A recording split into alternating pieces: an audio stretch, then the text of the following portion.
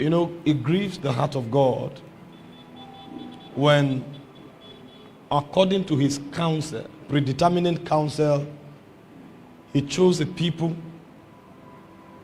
prepares a heritage for them, and they can't enter. It grieves the heart of God. You know, if you have met a serious man, a focused man before, you will marvel at the value he places on time. If you meet a great man, a really great man. In fact, sometimes when you meet certain men by 8 a.m., the work they've done that day is more than what others will do in 1 week. And you find them working into the night. 2 a.m. they are still active because there is so much to do. Now, because of the much they have to do, they value time so much. In fact, one of the common things you find with great men is that they hate time wastage. Every second counts. They try to productively deploy time because of what they achieve with time. In fact, time is a superior currency to a great man than money. He can pay people to help him maximize time because of what time represents to him.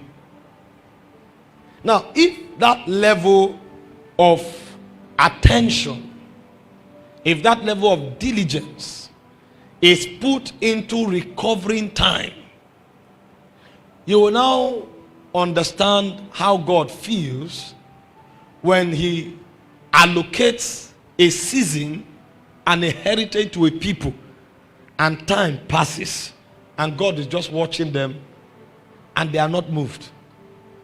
They are not even aware of the urgency in the spirit.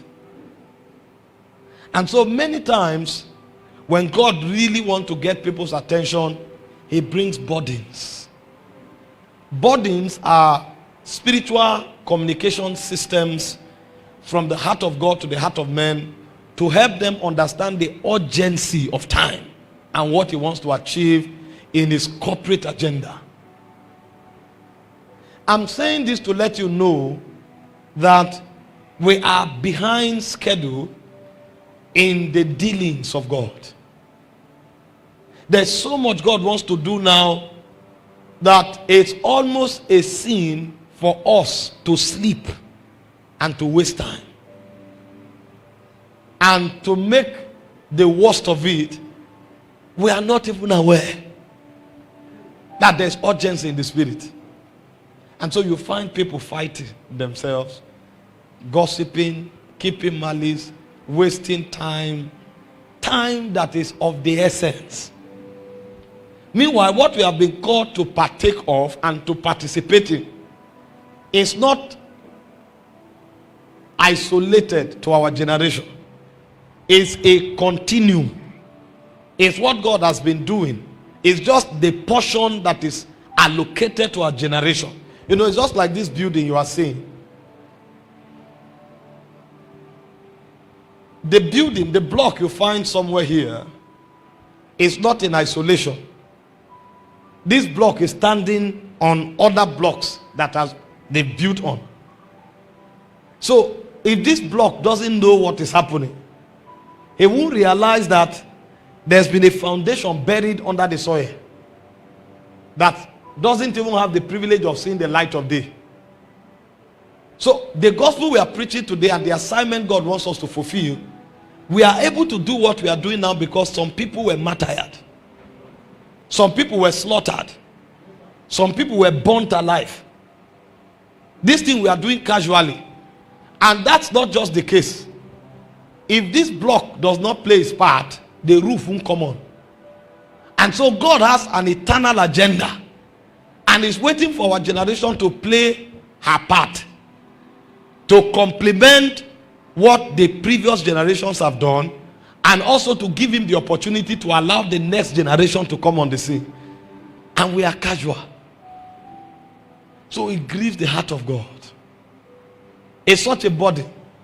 That's why God sometimes comes with so much vehemence to draw our attention to what matters. That this thing is not about us. It's a divine agenda. So much is involved. People, millions of people died for this cause. You don't know where prophets went to in intercession to be able to isolate the counsel of God for your city. And a man will speak the mind of God for your city, and that utterance is waiting for the generation that will fulfill it. It took prayers, it took fastings, it took self-denial to be able to reach that point where that secret was kept, and he spoke and mentioned your city in particular. And then you want to walk through this city like every other person. Such a body. Such a body.